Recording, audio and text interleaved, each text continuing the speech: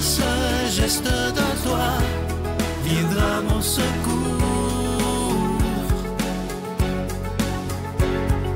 Viens semer dans mon âme le grain de l'amour.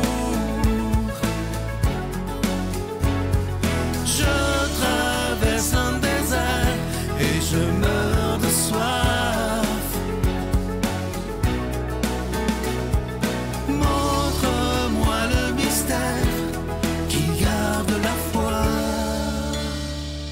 Bon vendredi, bienvenue à votre émission La Victoire de l'amour. J'espère que vous allez bien. Ce matin, vous devez être surpris de me voir un vendredi. Ne vous en faites pas, Geneviève sera là demain. C'est exceptionnel aujourd'hui parce que je voulais prendre le temps moi-même de remercier de tout cœur la docteure Valérie Julie Brousseau. Vous savez qu'elle était avec nous depuis déjà quelques années. Et Valérie m'a parlé à la fin de l'année 2022 en me disant « Sylvain, je suis débordée de travail. » Vous savez qu'elle a une clinique en ORL. Elle est débordée en opération. Elle en a par-dessus les oreilles, elle travaille comme ça se peut pas. Et elle me dit, je n'ai plus de temps. De la misère à avoir du temps juste pour elle. Elle me dit, j'ai même de la difficulté à me faire couper les cheveux, imaginez. Alors, elle est très occupée. Et moi, je veux prendre le temps aujourd'hui de la remercier pour tout son travail, toutes ses chroniques qu'elle a fait pendant des années. C'est une amie personnelle aussi que j'aime beaucoup. On va garder cette amitié-là, bien entendu. Et je me suis mis à réfléchir parce que ça prend quelqu'un le vendredi. Et j'ai pensé, et je suis sûr que vous allez être content, pour les prochaines semaines, les prochains mois, on va cheminer avec quelqu'un qu'on aime tous beaucoup. C'est une amie personnelle aussi que j'aime vraiment beaucoup. On l'accueille maintenant. Christine Michaud et l'homélie sera faite par le Père Gauthier.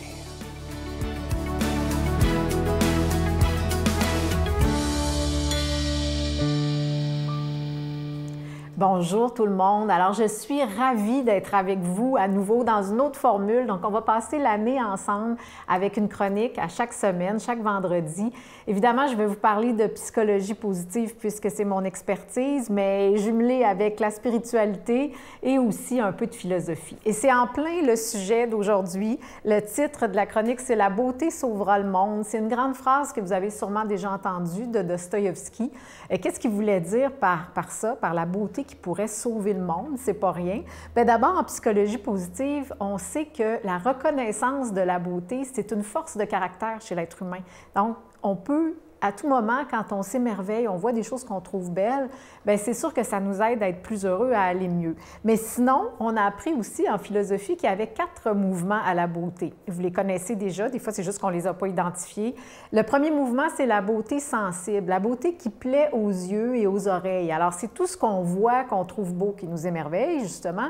Tout ce qu'on entend, ça peut être de la musique, ça peut être un mot gentil que quelqu'un nous a dit, tout ce qui nous fait du bien aussi de ce côté-là. Donc, beauté sensible. Deuxièmement, il y a la beauté morale, la beauté de la bienveillance, des actes de bonté. Et là-dessus, je vous donne un exemple, une histoire que j'ai trouvée tellement belle. L'histoire d'un vieux professeur qui rencontre un de ses étudiants un jour, qui retrouve un de ses étudiants, et l'étudiant est tout content. Il lui dit « Est-ce que vous vous rappelez de moi? » Le professeur dit non. Malheureusement, je ne vous place pas tout à fait, mais j'ai eu tellement d'élèves au cours de ma carrière.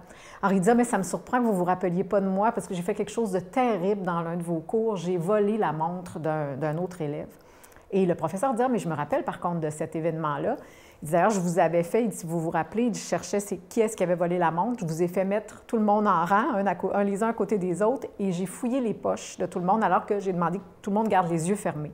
J'ai trouvé la montre, j'avais annoncé que je l'avais trouvée, donc je l'ai redonnée à la bonne personne, tout était beau. » Il dit « Bien oui, d'ailleurs, je trouve ça très touchant que vous ayez fait ça parce que vous ne m'avez pas identifié comme le larcin. » Alors il dit « Mais je suis vraiment surpris que vous ne vous rappeliez pas de moi. » Il dit « Mais je ne me rappelle pas de vous parce que pendant que je fouillais les poches, j'avais moi aussi les yeux fermés. » Donc, c'est ça qui est de la beauté morale. Je trouve ça tellement touchant de voir que le monsieur, c'était même pas important de savoir qui avait fait le geste, mais peut-être qu'en le faisant de cette façon-là, il a donné une leçon qui était encore plus grande, plus belle. Enfin, les 2 derniers mouvements, il y a la beauté intelligible, la beauté des recherches, des découvertes scientifiques, des mathématiques, etc., des trucs qui ont changé le monde, le cours de notre vie. Et enfin, bien, la beauté spirituelle, tout ce qui nous donne l'impression d'élever notre âme, qui nous fait voir qu'il y a quelque chose de beaucoup plus grand que nous, qui nous accompagne et qui est là pour notre bien. Donc, voyez-vous comment c'est important de se connecter à ce genre de beauté. Et en plus, ce qu'on nous dit, c'est la beauté et l'amour sont convertibles. On va trouver beau ce qu'on aime et on va aimer davantage ce qu'on trouve beau. C'est peut-être dans ce sens-là. que Dostoïevski voulait nous dire que la beauté sauverait le monde, parce que dans le fond, est-ce qu'il y a quelque chose de plus puissant que l'amour dans ce monde? Est-ce que la beauté serait un chemin pour nous y mener? Bien, assurément. Alors, le petit défi que je vous lance, c'est dans les prochains jours, du moins dans la prochaine semaine, jusqu'à ce qu'on se revoie, connectez-vous sur la beauté, laissez-vous émerveiller, et je pense que vous allez au moins sauver votre monde. Bonne semaine. Notre Père qui es aux cieux, que ton nom soit sanctifié, que ton règne vienne, que ta volonté soit faite sur la terre comme au ciel. Donne-nous aujourd'hui notre pain de ce jour. Pardonne-nous nos offenses, comme nous pardonnons aussi à ceux qui nous ont offensés. Et ne nous laisse pas entrer en tentation, mais délivre-nous du mal, car c'est à toi qu'appartiennent le règne, la puissance et la gloire pour les siècles des siècles. Amen. Je suis tellement content de vous parler de ce magnifique cadeau du mois de janvier. Il s'agit d'une exclusivité de la Victoire de l'amour. Je trouve que ça commence bien l'année. Il s'agit d'un chapelet, mais pas un chapelet comme les autres. Premièrement, c'est le chapelet du chemin de croix de la vie de Jésus. Il est fait en bois d'olivier et il est fabriqué par des religieuses à Mexico. Donc, c'est fait à la main. C'est pas fait dans des grandes usines, mais c'est vraiment fait à la main par des religieuses et c'est fait dans la prière. Je vous rappelle qu'il est en bois d'olivier et évidemment, il est déjà béni. Et avec ce chapelet-là, parce qu'il se dit pas de la même façon, évidemment, étant donné que c'est le chemin de croix. Vous aurez tous les renseignements lorsque vous recevrez ce chapelet pour savoir comment prier le chapelet du chemin de croix. Je vous rappelle qu'il est en bois d'olivier et que vous le recevrez avec un don de 25 $ et ça vous en vaut les deux. Avec un don de 40 $, je vous donne l'adresse, la Victoire de l'amour, case postale 120, succursale Boucherville à Boucherville, le J4B 5E6, je vous la redonne. La Victoire de l'amour, case postale 120, succursale Boucherville à Boucherville, le J4B 5E6. Également par téléphone, par carte de crédit du lundi au vendredi de 8h30 à 16h30 dans le 514-523-4433, 523-4433 ou sans frais le 1-888-811-9291, 1-888-811-9291 et aussi sur notre site Internet. Vous savez que c'est une façon très rapide, sécuritaire et efficace de faire votre don. C'est le www.lavictoiredelamour.org. Alors, je vous rappelle ce magnifique chapelet du chemin de croix de Jésus. Il est en bois d'olivier, il est fabriqué à la main et il est déjà béni. Moi, je vais vous dire des milliers de fois merci de ce que vous ferez pour la Victoire de l'amour parce que cette émission, elle existe grâce à chacun et chacune de vous.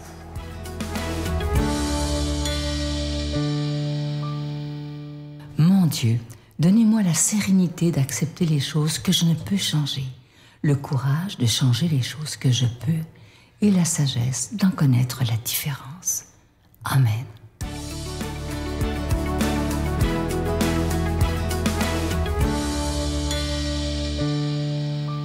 Bonjour, chers frères et sœurs. L'évangile qui nous est proposé ce jour, en ce jour de l'Épiphanie, c'est l'évangile selon saint Marc au chapitre 1, versets 7 à 11. Jean-Baptiste proclamait « Celui qui est plus fort que moi vient après moi, et je ne suis pas digne, en me courbant, de délier la lanière de ses sandales. Moi, je vous ai baptisé d'eau, mais lui vous baptisera l'Esprit Saint. » Or, en ces jours-là, Jésus vint de Nazareth en Galilée et se fit baptiser par Jean dans le Jourdain. À l'instant où il remontait de l'eau, il vit les cieux se déchirer et l'Esprit comme une colombe descendre sur lui. Et des cieux vint une voix qui disait « Tu es mon Fils bien-aimé, il m'a plu de te choisir. » Aussitôt l'Esprit Saint poussa Jésus au désert.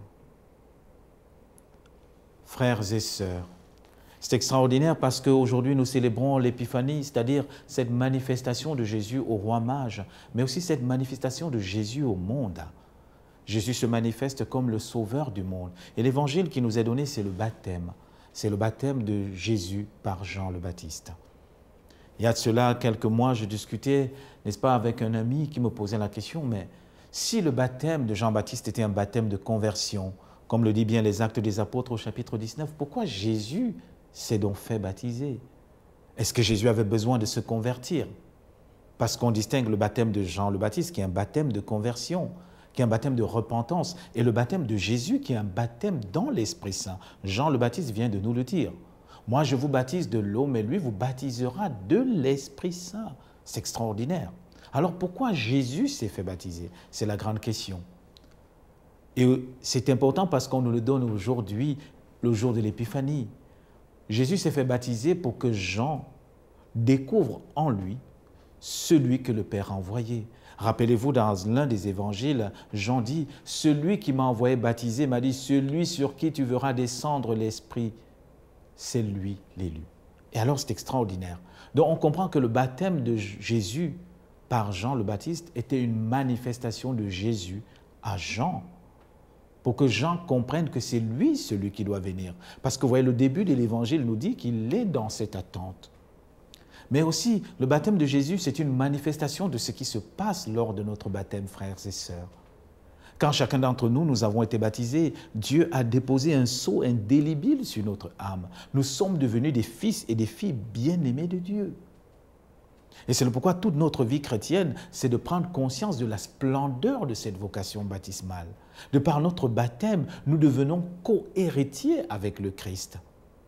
Et nous comprenons pourquoi saint Paul peut dire que Dieu nous a prédestinés à être pour lui, depuis toute éternité, des fils et des filles bien-aimés. Et donc, par le baptême de Jésus, nous comprenons que Dieu dit à chacun d'entre nous, et Dieu nous a dit lors de notre baptême, tu es mon fils bien-aimé, tu es ma fille bien-aimée. Mais la question que vous aimeriez me poser et que moi parfois je me pose, c'est qu'est-ce que ça change en moi aujourd'hui, frères et sœurs? Qu'est-ce que ça change en vous de découvrir que vous êtes le fils bien-aimé du Père? Ou encore la fille bien-aimée du Père? Qu'est-ce que ça change concrètement? Pour moi, ça change deux attitudes et dans lesquelles je voudrais vous inviter. Ça change deux attitudes. La vie chrétienne, pour moi, n'est plus une recherche effrénée du paradis. Je ne suis plus là en disant « il faut que je gagne mon royaume ». Non, je l'ai déjà parce que je suis enfant de Dieu. Et donc toute ma vie sur terre serait de retémoigner cet amour que le Père m'a donné. Toute ma vie sur terre serait de prendre conscience de l'ampleur même de cette vocation, de cette beauté d'enfant de Dieu. Et en découvrant que je suis fils bien-aimé du Père, alors je comprends que de toute éternité, Dieu ne veut que mon bonheur. Dieu m'a programmé pour ce bonheur. Et je n'aurai que le bonheur auprès de lui, avec lui, bien sûr sans exclure tout le reste, parce que Dieu n'exclut pas, il ordonne. Deuxièmement, en découvrant que je suis fils ou fille bien-aimée du Père, selon ce que vous vivez, je découvre aussi que, en fait, Dieu a tout prévu pour mon bonheur. Et donc, ma vie chrétienne, frères et sœurs, ne sera plus un effort pour ramer par la vertu, pour aller vers Dieu. Mais la vie chrétienne serait d'ouvrir la porte de mon cœur pour que Dieu vienne les transformer. Et c'est pourquoi vous voyez le dernier livre, n'est-ce pas, de la Bible, Apocalypse chapitre 3, verset 19, il est écrit « Voici que je me tiens à la porte de ton cœur et je frappe. Si tu entends et si tu m'ouvres, je viendrai chez toi. » Alors, frères et sœurs, en ce jour de l'Épiphanie, en ce jour où nous célébrons la manifestation de Jésus au monde, demandons au Seigneur de venir prendre place dans nos cœurs pour qu'il les illumine, pour qu'il éclaire notre cœur, pour que vous et moi, après, nous devenions des Christophores, c'est-à-dire ceux-là qui portons au monde le Christ, ceux-là qui annonçons au monde qu'il est un sauveur. Alors aujourd'hui, que le Seigneur daigne nous bénir et daigne nous donner sa grâce en abondance, au nom du Père et du Fils et du Saint-Esprit. Amen. Je vous salue Marie, pleine de grâce. Le Seigneur est avec vous. Vous êtes bénie entre toutes les femmes, et Jésus, le fruit de vos entrailles, est béni. Sainte Marie, Mère de Dieu, priez pour nous pécheurs, maintenant et à l'heure de notre mort. Amen.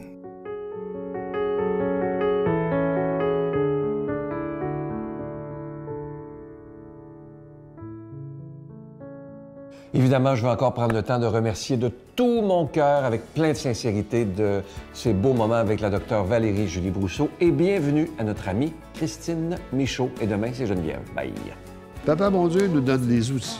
Maintenant, si lui n'est pas prêt à le prendre, peut-être qu'un jour, il va le prendre puis il va continuer sa route. Ceux à 20 ans, faut-tu que je le sauve à 20 ans absolument ou à 18 ans? Ou à 30 ou à 50? C'est pas de mon affaire.